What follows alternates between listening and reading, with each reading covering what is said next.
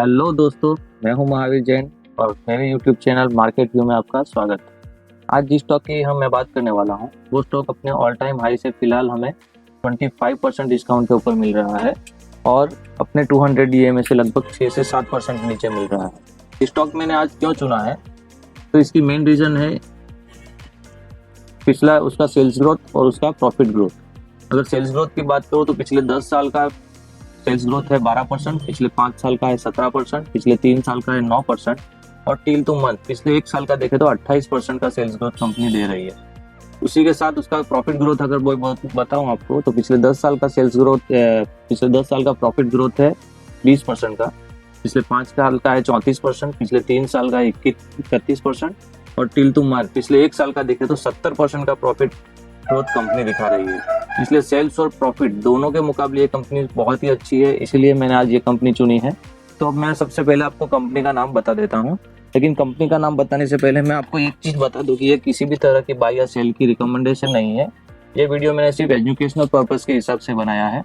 किसी भी तरह का फाइनेंशियल डिसीजन लेने से पहले एक बार अपने फाइनेंशियल एडवाइजर की सलाह जरूर ले लें या अपना खुद का रिसर्च जरूर कर लें। तो ये मैं आपको सबसे पहले कंपनी का नाम बता देता हूँ। कंपनी का नाम है सुप्रीम इंडस्ट्रीज लिमिटेड। कंपनी की मार्केट कैप है 25,612 करोड़ रुपए की, यानी आप बोले तो एक मिड कैप कंपनी इसको बोल सकते हैं। करंट प्राइस इसका 2016 का है और इसका ऑल टाइम हाई है वो है 2694, यानी लगभग 2700 रुपये के आसपास।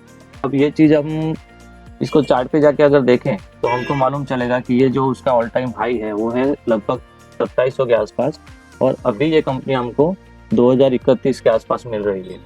तो अगर हम इसका डिस्काउंट देखें तो यहाँ से लेके यहाँ तक अगर एरो बनाकर देखें तो हमको देखने को मिल रहा है कि फिलहाल ये 24 या 25% डिस्काउंट के ऊपर हमको मिल रही है। तो ये एक बाइंग अपॉर्चुनिटी है या एक ट्रैप है या यहाँ से कंपनी गिरेगी, इसके लिए एक बार इसका पिछला चार्ट भी देख लेंगे। तो इससे पहले ये देखिए अगस्त 2021 में भी इसने अपना 200 DMA को टच किया था और उसके बाद ये वापस अपना ऑल टाइम हाई जो कि पिछला था 2330 के आसपास उसको क्रॉस कर चुकी थी थोड़े ही दिनों में। तो उसको देखने के लिए हम वापस गेन बॉक्स लगा के देखेंगे कि 200 DMA देखने के बाद उसने अपने पिछले हाई कितने दिनों में क्रॉस किया था।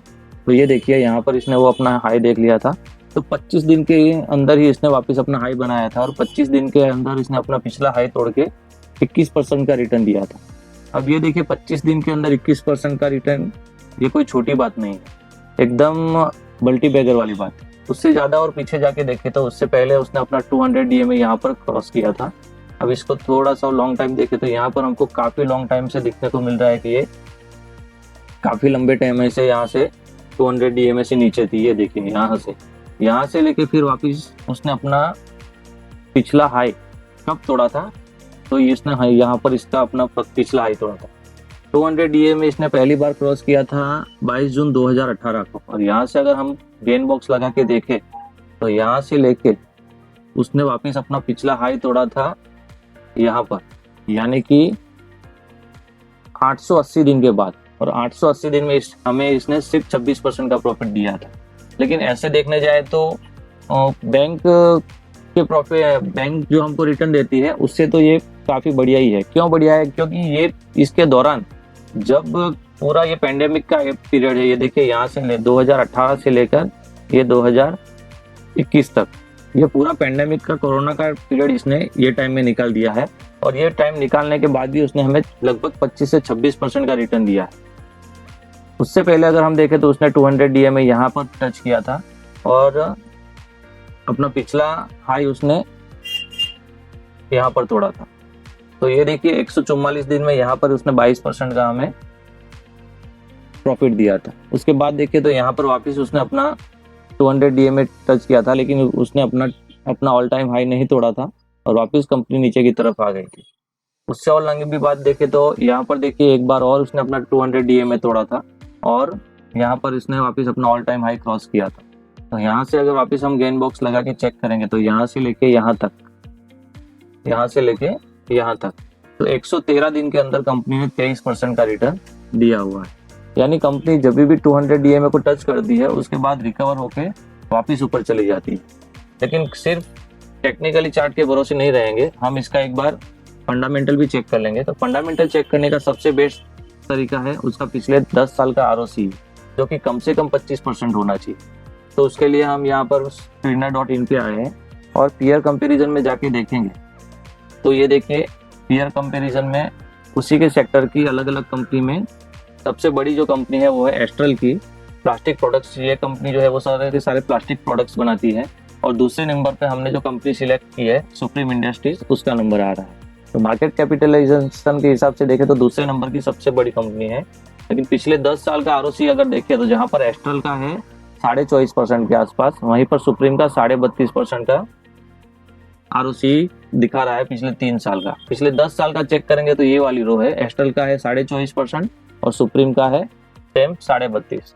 यानी 10 साल और 3 साल दोनों में ये ROC के हिसाब से एस्ट्रल के मुकाबले ज्यादा अच्छा परफॉर्म कर रही है। अभी करंट का ROC देखे तो सुप्रीम का है 41% के आसपास, वहीं पर एस्ट्रल का है सिर्फ 29% के आसपास।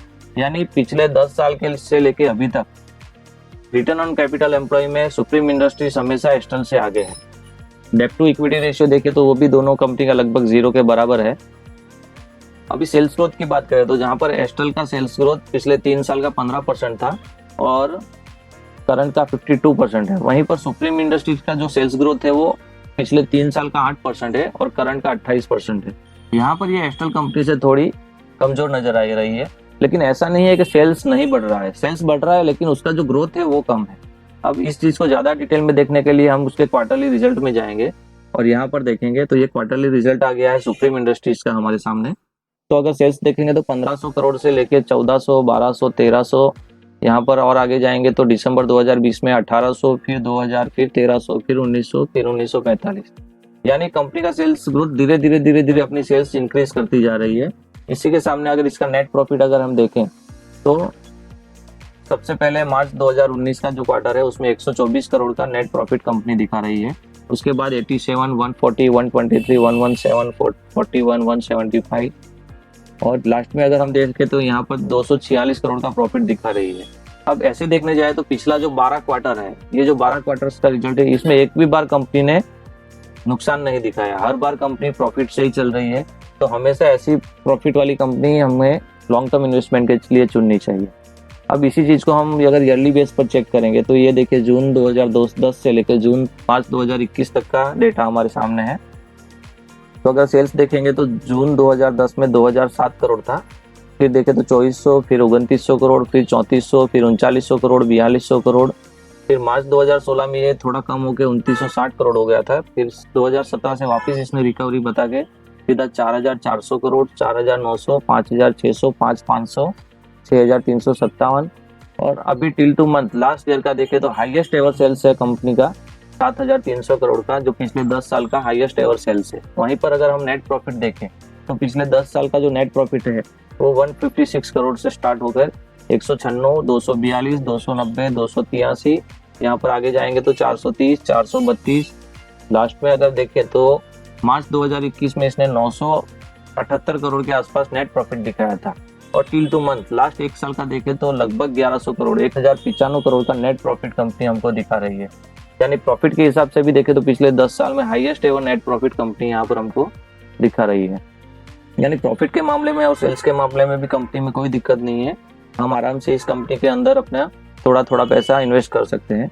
अब एक नजर इसके कैश फ्लो पे डाल देते हैं। नेट कैश फ्लो जिस भी कंपनी के पास अच्छा होता है एक्चुअल में वो कंपनी पैसा बना रही है, ऐसा मैं मानता हूँ। यहाँ पर देखिए नेट कैश फ्लो जो 2 मार्च 2021 में है वो है 542 करोड़ का, यानी ये भी इसका एक प्लस पॉइंट है। उसके बाद हम देख लेंगे क्या ये कंपनी डिविडेंड भी देती है या नहीं देती है।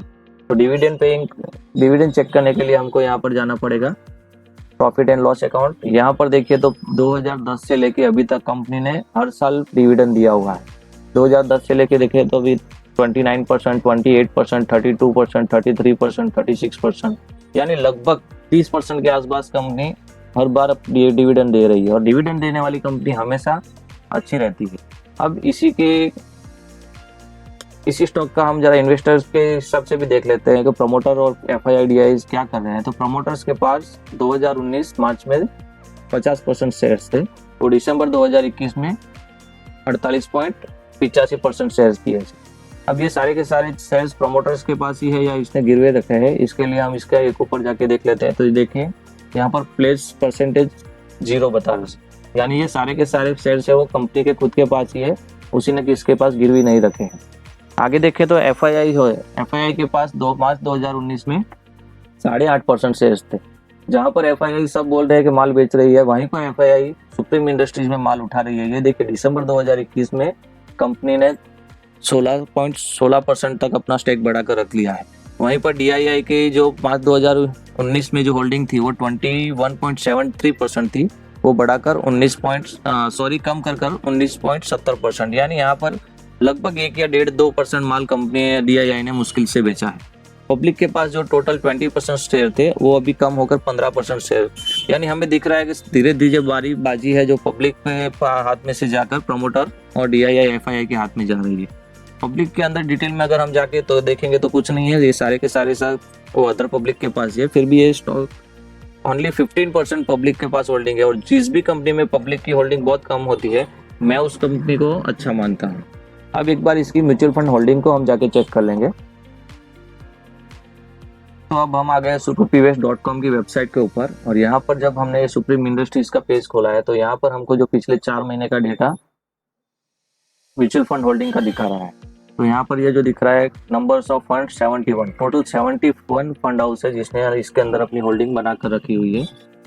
पहले से अगर शुरुआत करें तो सितंबर 2021 में 2 crore 16 lakh shares total mutual fund के पास थे। अक्टूबर 2021 में इस होल्डिंग को बढ़ाकर म्यूचुअल फंड ने 2 करोड़ 20 लाख शेयर्स की थी, यानी लगभग 4 लाख शेयर्स के आसपास इसके अंदर म्यूचुअल फंड ने बाइंग की थी। उसके बाद नवंबर 2021 में देखे तो होल्डिंग कम कर 2 करोड़ 70 लाख कर दी थी, और फिर दिसंबर 2021 में देखे गए तो 2 करोड़ 16 लाख कर दिए है। यानी ओवरऑल देखने जाए तो सितंबर 2021 से लेकर दिसंबर 2021 के पूरे क्वार्टर के अंदर कोई बाइंग या सेलिंग मुझे नहीं दिख रही है। पहले भी 2 करोड़ 16 लाख शेयर्स थे और अभी भी 2 करोड़ 16 लाख शेयर्स है, यानी मार्केट में गिरावट है फिर भी कोई म्यूचुअल फंड इसमें ज्यादा माल बेचने को तैयार नहीं है। इसी 71 जो फंड हाउस है उसको डिटेल में अगर हम देखना चाहें तो यहाँ पर डिटेल में भी देख सकते हैं कि कौन से फंड हाउस ने इसके अंदर अपने माल बेचा है और फिर कौन से फंड हाउस ने माल खरीदा है। तो जहाँ पर भी रेड सिग्नल है वो फंड हाउस यहाँ पर माल बेच रहे हैं, और जहाँ पर भी ग्रीन सिग्नल है वहाँ पर फंड हाउस अपना माल खरीद रहे हैं। लेकिन ओवरऑल देखने जाए तो कोई भी म्यूचुअल फंड ज्यादा माल बेचने की इसमें नहीं है। सब धीरे धीरे जब भी बाइंग अपॉर्चुनिटी मिलेगी तब इसमें अपना माल उठाते जाएंगे। अब टेक्निकली और फंडामेंटल दोनों के हिसाब से देखने जाए तो स्टॉक मेरे को अच्छा लग रहा है। लॉन्ग टर्म इन्वेस्टमेंट के लिए आप आराम से इसके अंदर धीरे धीरे परचेस करके अच्छा पैसा बना सकते हैं, लेकिन क्योंकि एक मिड कैप कंपनी है इसलिए ज्यादा से ज्यादा 5% तक ही इस कंपनी में अपना पैसा लगाए, क्योंकि अगर बाई चांस कोई बड़ा करेक्शन आ भी जाए और आपका पैसा फंस भी जाए तो आपको ज्यादा नुकसान नहीं हो। यहाँ से अब अगर टारगेट की बात करें तो करंट मार्केट प्राइस अगर ऑल टाइम हाई के ऊपर हम जाएंगे तो यहाँ पर हम एरो लगा के देखेंगे तो यहाँ से लेके यहाँ तक जहाँ पर इसका ऑल टाइम हाई है हमें 32% का गेन ये जो चार्ट है वो दिखा रहा है। अगर ये 32% के लिए हमें 1 साल भी रुकना पड़े तो ये कोई गलत सौदा नहीं है। हम 32% के लिए आराम से 1 साल तक वेट कर सकते हैं और अपने अच्छे पैसे बना सकते हैं। लेकिन अगर समझो कि बाई चांस मार्केट और नीचे गया और ये स्टॉक और नीचे आएगा तो हम इसके अंदर क्वार्टरली थोड़े थोड़े खरीदी करेंगे, और जब भी एक कंपनी हमें 30 से 35% रिटर्न देगी तब हम इस स्टॉक को बेच के निकल जाएंगे। अगर ये टोटल पीरियड के अंदर हमें 2 साल भी लग जाए तो भी कोई दिक्कत नहीं है, क्योंकि हम धीरे धीरे अपना पैसा इसके अंदर 2 से 3 क्वार्टर में या 4 क्वार्टर में थोड़ा थोड़ा पैसा लगाएंगे। जब भी ये स्टॉक 200 DMA से नीचे आएगा तब हम इसमें बाइंग करेंगे और फिर वापस अगले क्वार्टर का इंतजार करेंगे, और इसके बीच अगर हमें 35% तक का गेन मिल जाता है तो हम सारा माल बेचकर निकल जाएंगे। तो लॉन्ग टर्म इन्वेस्टमेंट के लिए कंपनी बहुत अच्छी है, आप चाहे तो इसके अंदर थोड़ा थोड़ा इन्वेस्ट कर सकते हैं। अगर आपको एक वीडियो अच्छा लगा हो तो प्लीज लाइक कर दीजिएगा, शेयर कर दीजिएगा और सब्सक्राइब करना मत भूलिएगा। इसी तरह के और वीडियो में मेरी चैनल पे लाता रहता हूँ। मैं मेरी चैनल पे ओनली लॉन्ग टर्म इन्वेस्टमेंट के हिसाब से ही शेयर्स के वीडियो लाता हूँ। तो please like share and subscribe. Thank you so much.